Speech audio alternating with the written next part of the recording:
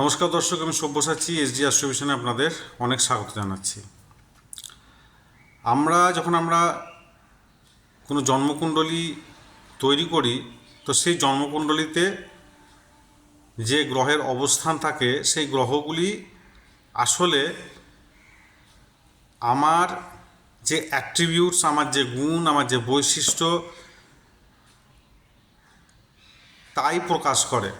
অর্থাৎ জন্মকুণ্ডলীর এক একটা হাউসে যে গ্রহের অবস্থান, সেই গ্রহটি এটা বোঝানোর চেষ্টা করে বা দেখায় যে আমাদের মধ্যে সেই গুণগুলো বর্তমান আছে বা সেই গুণগুলো আমাদের মধ্যে আমরা বয়ে নিয়ে যাচ্ছি, সেই বৈশিষ্ট্যগুলো আমরা বয়ে নিয়ে যাচ্ছি। তো আমাদের জন্মকুণ্ডলী দেখে আমরা যেমন প্রত্যেকটা হাউস এক একটা সেক্টর বা ভাগ বা ডিভিশন নির্ধারণ করে। যেমন লগ্ন ভাব সেটা আমাদের তনু ভাব, আমাদের ওভারঅল সমস্ত কিছু হচ্ছে লগ্ন থেকে বোঝা যায়। সেকেন্ড হাউস আমাদের ফাইন্যান্সের ধন ভাব বলা হয় যেটাকে, বা আমাদের কুটুম্ব ভাব। থার্ড হাউস আমাদের পরাক্রমের, আমাদের ভাই বোনের এই সমস্ত ডিভিশন বা ভাগ বোঝায়। তো ঠিক তেমনি প্রত্যেকটা হাউস আমাদের শরীরের বিভিন্ন অঙ্গকেও কিন্তু নির্ধারণ করে বা বোঝায়। তেমনি প্রত্যেকটা হাউস আমাদের ঘরের এক একটা, আমরা যে ঘরে বাস করি, যে বাস্তুগৃহ, সেই বাস্তুগৃহের এক একটা দিক বা ডাইরেকশনকেও কিন্তু নির্ধারণ করে। অর্থাৎ কোনো একটি গ্রহের অবস্থান, সেটা হতে পারে শুভ গ্রহ, হতে পারে সেটা অশুভ গ্রহ, যখন কোনো হাউসে অবস্থান করছে তখন আমাদের যে জীবনের জন্ম থেকে মৃত্যু পর্যন্ত যে হাউসগুলো নির্ধারণ করছে, অর্থাৎ লগ্ন ভাব, second house, third house, fourth house, অর্থাৎ আমাদের ফাইন্যান্স, আমাদের সন্তান, আমাদের পরাক্রম, আমাদের ভাই বোন, আমাদের কর্মজীবন, এগুলো যেমন নির্ধারণ করছে, তার সাথে সাথে আমাদের শরীরের বিভিন্ন অঙ্গ প্রত্যঙ্গেও যে আমরা কি সমস্যায় পড়তে পারি বা কি সমস্যা আমাদের জীবনে আসতে পারে বা আছে, সেগুলোও যেমন নির্ধারণ করে। তেমনি আমরা যে গৃহে বাস করছি, বাসভূমিতে বা বাসগৃহেতে, বাস্তুতে, সেই বাস্তু কোনোভাবে অ্যাফ্লিক্টেড আছে কি না, কোনোভাবে অ্যাফ্লিকশান আছে কি না, অর্থাৎ কোনো অশুভ কোনো একটা ডাইরেকশানে কোনো অশুভ জিনিসের উপস্থিতি বা কোনো একটা ডাইরেকশানে শুভ কোনো জিনিসের উপস্থিতি, এইগুলোও কিন্তু নির্ধারণ করে এই জন্মকুণ্ডলী। তো আজকে আমি যে বিষয়টি আপনাদের বলবো, সেটি আপনারা নাম শুনেই বুঝতে পেরেছেন ক্যাপশন দেখে, যে আমি কি বোঝাতে চাইছি। যে আপনারা আগে থেকেই অগ্রিম জানতে পারবেন যে কোনো একটি গ্রহ আপনাকে কোনো সমস্যা দিতে চলেছে নাকি, বড় কোনো সমস্যা দিতে চলেছে কি নাকি, সেটা জন্মকুণ্ডলী ছাড়াই আপনারা সেই জিনিসটা অগ্রিম আপনারা সিমটম দেখে সেটি বুঝতে পারবেন। উদাহরণস্বরূপ বলি, আপনারা যেমন ভালো গ্রহ, যখন কোনো বেনিফিক প্ল্যানেট বা ভালো গ্রহ, শুভ গ্রহ যখন কোনো হাউসে অবস্থান করে, তখন তার শুভত্ব যেমন পাচ্ছেন। কোনো অশুভ গ্রহ সে শুভ স্থানে অবস্থান করুক বা অশুভ স্থানে অবস্থান করুক, তার অশুভত্বও কিন্তু আপনি পাচ্ছেন।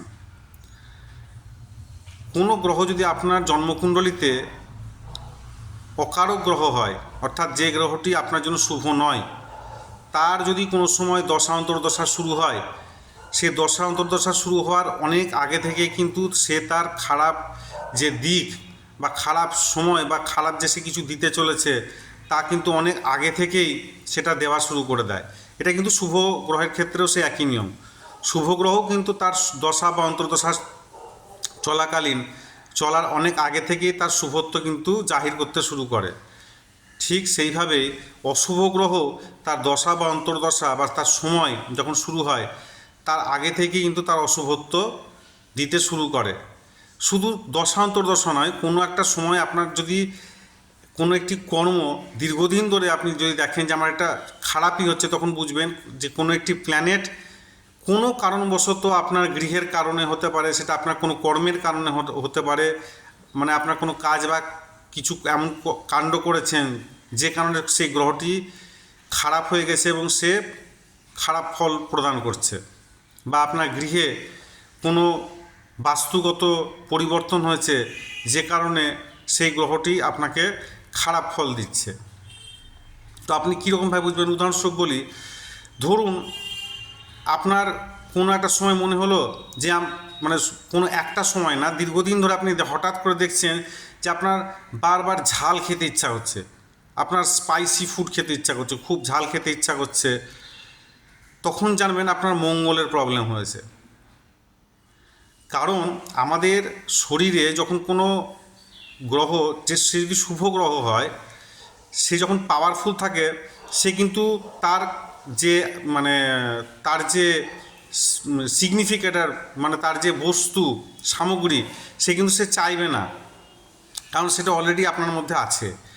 যে গ্রহটা দুর্বল বা অকারক, সে আরও বেশি শক্তিশালী হওয়ার জন্যে তার যে কারক বস্তু সে অনেক বেশি চাইবে যে আমি আরও বেশি পাওয়ারফুল হই, আমি আরও বেশি পাওয়ারফুল হতে চাইছি, এবং পাওয়ারফুল হওয়ার পরে আমি আমার যে শক্তি, সেই শক্তিটা জাহির করব, প্রকাশ করব।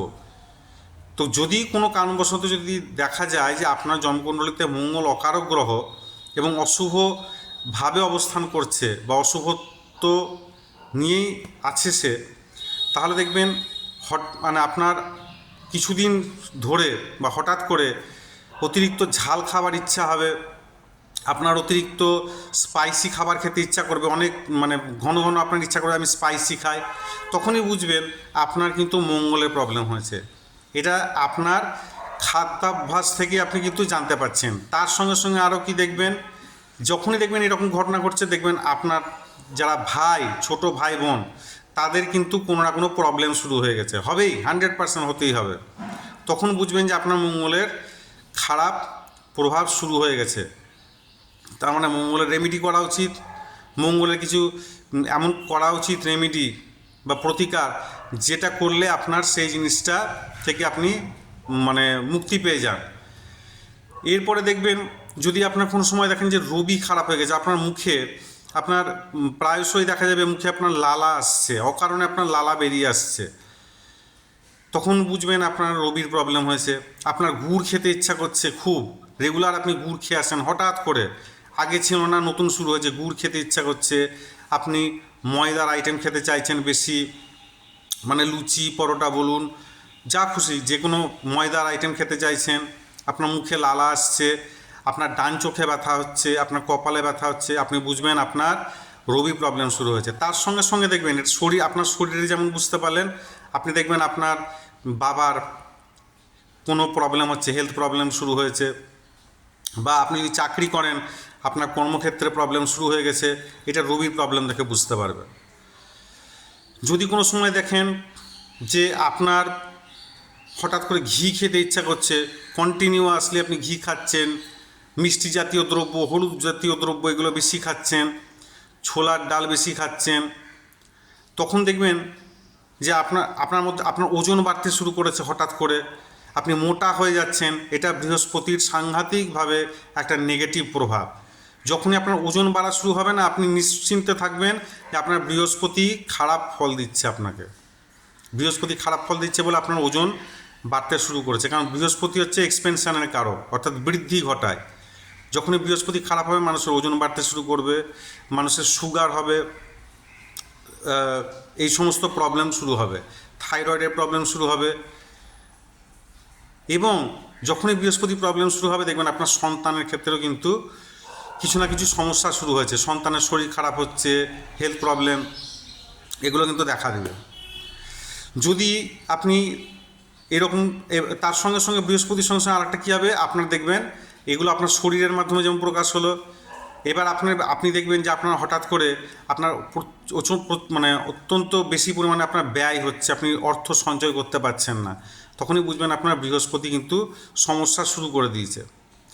হঠাৎ করে আপনি দেখছেন যে আপনি মানে কিছুদিন থেকে আপনার খুব টক খেতে ইচ্ছা করছে, আপনি খুব বেশি টক খাচ্ছেন, আপনি খুব বেশি ছুরি কাঁচি সমস্ত জিনিস ব্যবহার করছেন, বা আপনার কানে ব্যথা হচ্ছে, বা আপনার মূত্রনালী মানে যেখানে আমাদের যেটা মূত্রনালী, সেই মূত্রনালীর কোনো সমস্যা হচ্ছে বা মূত্রনালীতে জ্বালা করছে, আপনি জানবেন আপনার কেতুর প্রবলেম শুরু হয়েছে। তার সঙ্গে সঙ্গে কিন্তু আপনার সন্তানেরও কিন্তু হেলথ প্রবলেম শুরু হয়ে যাবে, অসুখে ভুগবে, আপনার কিন্তু তখন কেতুর প্রবলেম শুরু হবে। এইটা কিন্তু দেখা যায়। আর এই কেতুর প্রবলেম যখন শুরু হবে তখন আপনাকে কী করতে হবে, যে কেতুর রেমেডি নিয়ে আপনাকে ভাবতে হবে যে আমার কেতু অশুভ স্থানে অবস্থান করছে, কেতু আমাকে নেগেটিভ ফল দিচ্ছে, আমাকে এবার কিছু ব্যবস্থা করতে হবে। তখনই কিন্তু রেমেডি বা প্রতিকার প্রতিবিধানের প্রয়োজন হয়। যদি আপনি দেখেন যে আপনার মধ্যে হঠাৎ করে ভয়, অ্যাংজাইটি, উদ্বিগ্নতা এগুলো হচ্ছে, আপনার হাত পা কাঁপছে, আপনার মধ্যে মানে একটা সাডেন ব্রেকডাউন হতে শুরু করেছে, আপনার নার্ভের প্রবলেম শুরু হতে লেগেছে, আপনার পিসি, আপনার বোন এদের কোনো হেলথ প্রবলেম শুরু হয়েছে, জানবেন আপনার বুধের প্রবলেম শুরু হয়েছে। বুধের যখনই প্রবলেম শুরু হবে আপনাকে এই সমস্ত সমস্যা দিতে শুরু করবে, তখন কিন্তু আপনাকে রেমিডি ব্যবস্থা নিতে হবে বা কোনো প্রতিকার প্রতিবিধান করতে শুরু করতে হবে। অর্থাৎ এই সমস্ত কাজে আর একটা বলি, মানে আমি বলতে ভুলে গেলাম, কেতু প্রবলেমে একটা বিরাট, কেতুর যখন সমস্যা শুরু হয় আর একটা বিরাট মানে ইন্ডিকেটার আছে, কুকুর আপনাকে পছন্দ করবে না। কুকুর আপনাকে দেখলে তাড়া করবে, ঘেউ ঘেউ করবে, বা আপনি যাচ্ছেন আপনাকে হঠাৎ করে তাড়া করলো, আপনাকে কামড়াতে যাবে, এই সব সংক্রান্ত সমস্যা কিন্তু কেতু প্রবলেমে হয়। তখনই আপনি বুঝবেন যে আপনার কেতুর প্রবলেম শুরু হয়ে গেছে।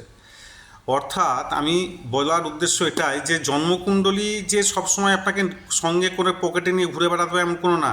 আপনার পারিপার্শ্বিক অবস্থায় আপনাকে বলে দেবে যে আপনার কোন গ্রহের প্রবলেম চলছে, আপনি নিজেই বুঝতে পারবেন। শুভ গ্রহের যেমন শুভত্ব পাচ্ছেন, অশুভ গ্রহেরও অশুভত্ব আপনাকে পেতে হবে।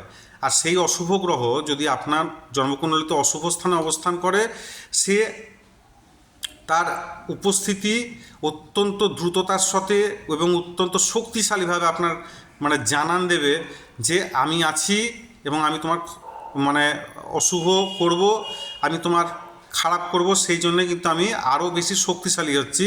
এবং শক্তিশালী হওয়ার জন্য সেই অশুভ গ্রহটি আপনার মাধ্যমে, অর্থাৎ আপনার শরীরের মাধ্যমে, আপনার ইচ্ছার মাধ্যমে সে তার যে কারক বস্তু সেগুলো গ্রহণ করতে চাইবে বেশি।